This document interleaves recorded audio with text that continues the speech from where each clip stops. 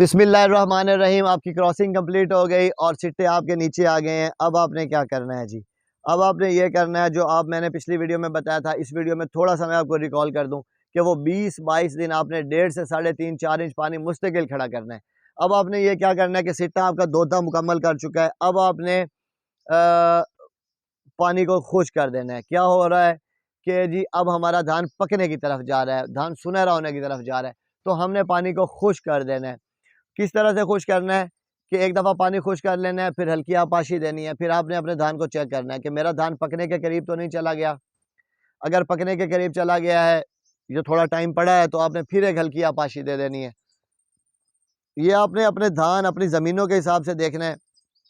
कुछ लोग ऐसे करते हैं कि 20 दिन पहले पानी बंद कर लेते हैं। कुछ लोगों की प्रैक्टिस है कि 15 दिन पहले पानी बंद कर लेते हैं। कुछ लोगों की प्रैक्टिस है कि 10 दिन पहले। मैं अपनी बात करूँगा, हम आखिरी पानी 5 दिन पहले बंद करते हैं।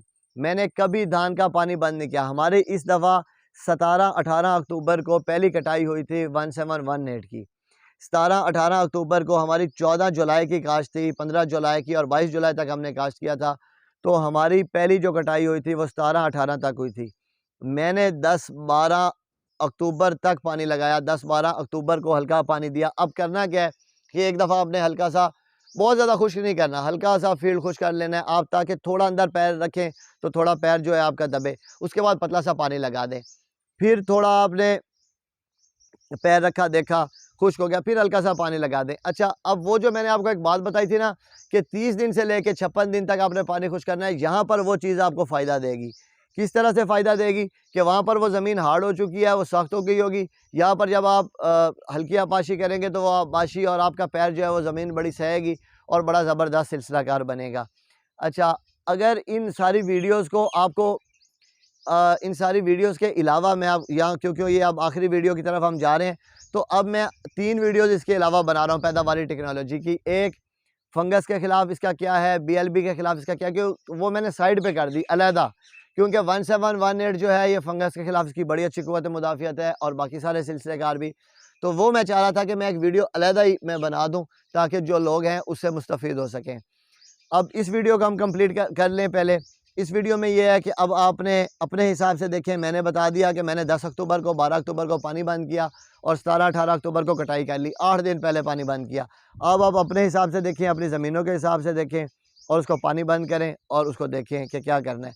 इसमें यह है कि अब इस यहाँ पे एक चीज़ जो मैं वाज़ेह करना चाहता हूँ, कुछ लोग इसको सुनहरी कलर देने के लिए नटीवो का स्प्रे करते हैं। बहुत प्रोडक्ट मशहूर है नटीवो, उसका आप स्प्रे करते हैं। धान आपका तकरीबन जो है आप आखिरी स्टेजेस पे आ गया है और जो आप दोधा भी पक्का हो गया है, तो यहाँ पर जी नटीवो का स्प्रे कर दें, उसका बहुत फ़ायदा है।